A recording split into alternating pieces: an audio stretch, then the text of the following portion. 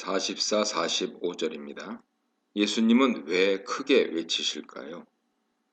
크라조 앞에서 나왔죠? 외치다 하는 것은 큰 소리로 말하다를 뜻합니다. 세례 요한과 예수님이 복음을 전하실 때 이 단어가 사용되었습니다. 요한은 자신 뒤에 자기보다 먼저 계신 분이 오신다고 외쳤습니다. 예수님은 성전에서 자신이 하나님께로부터 오셨음을 가르치시며 외치셨습니다. 초막절에 누구든지 목마르거든 자기에게 오라고 외치셨습니다. 그리고 이제 12장 44절에서 자신을 믿는 것은 곧 자신을 보내신 하나님을 믿는 것이라 외치십니다. 예수님 모든 말씀이 중요하지만 특별히 예수님이 외치신다는 것에 주목해야 하죠. 그만큼 예수님의 간절함이 보이는 표현입니다. 큰 소리로 부르다 하는 뜻의 크라우가조가 있죠. 주로 사람들이 이렇게 합니다. 예루살렘에 입성하실 때 사람들이 예수님께 큰 소리로 열광합니다. 유대인들이 예수님을 죽이라고 소리를 지릅니다. 나사로의 무덤 앞에서 예수님이 나사로를 큰 소리로 부르실 때도 이 단어가 사용됩니다. 예수님은 자신을 믿는 것이 곧 자신을 보내신 하나님을 믿는 것이라고 하십니다. 하나님 아버지는 아들을 보내시는 분으로 아들은 아버지 하나님께 보냄받은 자로 묘사됩니다. 그래서 아들을 영접하는 자는 그를 보내신 아버지를 영접하는 것이 되죠. 이렇게 보냄받은 자를 영접하는 것이 곧 보낸 자를 영접하는 것이라는 사상은 요한복음에서 계속되죠. 예수님을 믿고 그 권위를 인정하는 것은 그를 보내신 하나님 말씀을 믿고 하나님 권위를 인정하는 것과 같습니다. 왜냐하면 아들은 자의로 와서 자의로 말씀하시는 것이 아니라 아버지께 보냄받아 그에게서 들은 것을 말씀하기 때문입니다. 따라서 예수님을 거부하는 것은 곧 그를 보내신 하나님을 거부하는 것이죠. 예수님을 거부하면서 하나님을 잘 믿는다는 것은 불가능합니다. 이런 맥락에서 예수님을 배척하고 하나님을 섬기려는 유대인들은 자가당착에 빠지죠. 6월절에 예수님을 죽이면서 자기들을 구원하신 하나님을 찬양하려 합니다. 자기들의 몸을 더럽히지 않으려고 합니다. 모순입니다. 가장 큰 범죄를 저지르면서 자기들 믿음을 지킨다고 착각하는 것입니다. 또한 예수님을 보는 것은 그를 보내신 하나님을 보는 것이라 하십니다.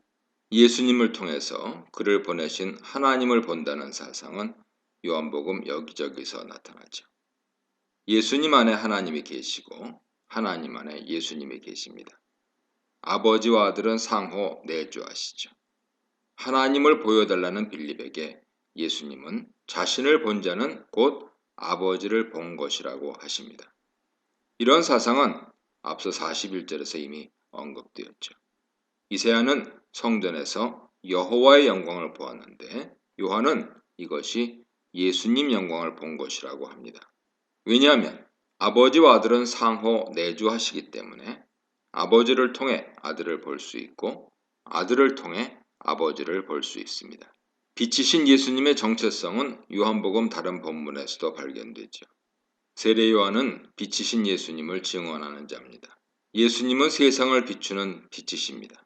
맹인에게 시력을 회복시키실 때도 예수님은 자신을 빛으로 소개하십니다.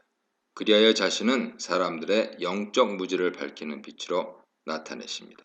사람들이 악에서 떠나 생명으로 갈 수 있도록 인도하는 빛이시죠. 어둠은 요한복음에서 영적 무지, 죄, 그리고 악, 그리고 죽음을 가리키는 상징적인 단어입니다. 빛이신 예수님을 믿는 자는 어둠에 거하지 않습니다. 거하다, 메노는 제자들을 가리킬 때 종종 사용됩니다.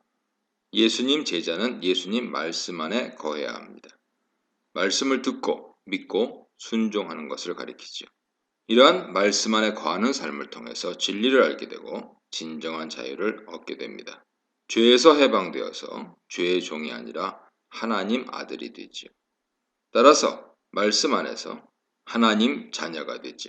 따라서 말씀 안에서 거하는 것은 참된 믿음을 가리키며 동시에 제자로서의 삶을 의미합니다. 포도나무와 가지 비유에서도 예수님은 그 안에 거하는 것을 강조하시죠. 15장 4절 보세요.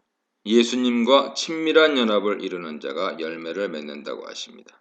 열매를 맺지 않는 자는 심판을 받기 때문에 그의 안에 거한다는 것은 믿음을 의미하죠.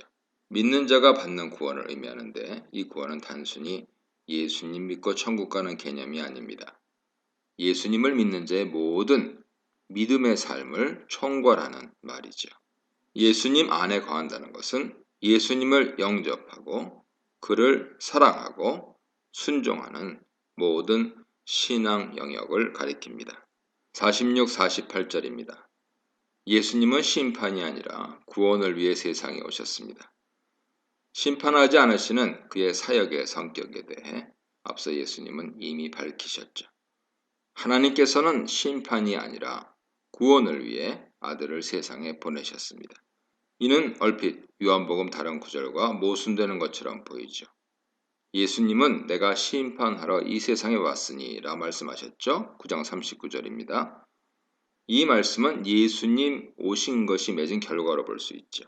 즉 예수께서 오셔서 나타나는 구원은 다른 한편으로 믿지 않는 사람에게 심판의 결과를 맺는다는 것입니다. 예수께서 심판하지 않으실지라도 그들은 불신으로 말미암아 구원받지 못하게 되고 이는 곧 심판을 의미하기 때문입니다. 이 단락은 또한 예수님 심판은 마지막 날에 있을 것이라 분명히 밝힙니다. 그러한 심판을 아버지는 아들에게 다 맡기셨습니다. 5장 22절 보세요. 49, 50절입니다. 자이로라고 번역된 헬라어 단어를 직역하면 나 자신으로부터 이렇게 됩니다. 따라서 예수님은 자신의 말씀의 기원이 자기 자신에게 있지 않다 하고 말씀하시는 것이죠. 자신은 아버지께 보고 들은 것을 이야기한다고 하십니다. 따라서 그의 말씀의 기원은 하나님께 있으며 그래서 그의 말을 거부하는 것은 곧 하나님을 거부하는 것과 같습니다. 명령이 영생이라는 말은 무슨 뜻일까요? 아버지의 명령은 49절에 나와 있는 대로 예수께서 하실 말씀을 가르쳐 주신 것입니다. 아마도 영생을 가져오는 그의 죽음에 대한 말씀일 것입니다. 이러한 말씀은 12장 20절로 33절에 자세히 소개됐죠. 그러나 십자가에만 한정 지을 수는 없습니다. 요한복음에서 영생은 십자가를 정점으로 해서 하시는 예수님의 모든 말씀으로부터 나오기 때문입니다. 이 단락에서 예수께서 전하신 하나님 말씀은 두 역할을 합니다. 첫째, 하나님 말씀은 마지막 날에 사람들을 심판합니다. 하나님께서 주신 명령을 순종했는지 안 했는지 마지막 날에 심판받게 됩니다. 구약 율법이 아니라 이제 예수님이 전하신 하나님 말씀이 사람들을 심판하는 기준이 됩니다.